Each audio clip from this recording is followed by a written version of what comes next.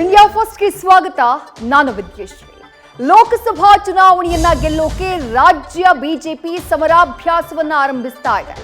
ಸಾಮರ್ಥ್ಯ ಸಾಬೀತಿಗೆ ವಿಜಯೇಂದ್ರ ರಾಜ್ಯ ಪ್ರವಾಸಕ್ಕೆ ಅಣಿಯಾಗ್ತಿದ್ದಾರೆ. 28 ಕ್ಷೇತ್ರ ಗೆಲ್ಲೋಕೆ ಸಂಕ್ರಾಂತಿ ನಂತರ ಬಿಎಸ್ವೈ ರಥ ಏರಲಿದ್ದಾರೆ. ಇನ್ನು ಕಾಂಗ್ರೆಸ್ ಮತಕ್ಕೆ ಲಗ್ಗೆ ಹಾಕೋಕೆ ಬಿಜೆಪಿ ಭೀಮಾಸ್ತ್ರವನ್ನ ಹೂಡಿದೆ. ಅನಾರೋಗ್ಯದ ಮಧ್ಯೆ ಡಿಸಿಎಂ ಜನರ ನೋವಿಗೆ ಕಿವಿಯಾಗಿದ್ದಾರೆ. ಕೈಯಲ್ಲಿ ಡ್ರಿಪ್ಸ್ ಹಾಕೊಂಡು ಜನರಿಗೆ ಸ್ಪಂದಿಸಿದ್ದಾರೆ.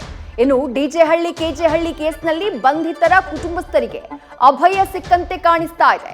ಇತ್ತ ಬಿಕೆ ಹರಿಪ್ರಸಾದ್ ಈ ಬಾರಿ ವಾಟ್ಸ್ಆಪ್ ಬಾಂಬ್ ಎಸೆದಿದ್ದಾರೆ.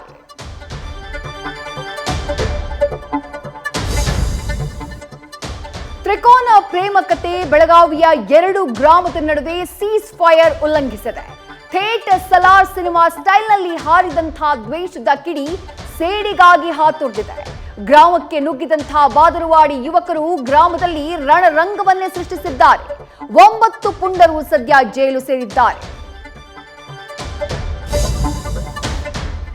ಸ್ನೇಹದಲ್ಲಿ ನಡೆದಂತಹ ದುಡ್ಡಿನ ವ್ಯವಹಾರ ಸಂಬಂಧಕ್ಕೆ ಹುಳಿ ಹಿಂಡಿದೆ.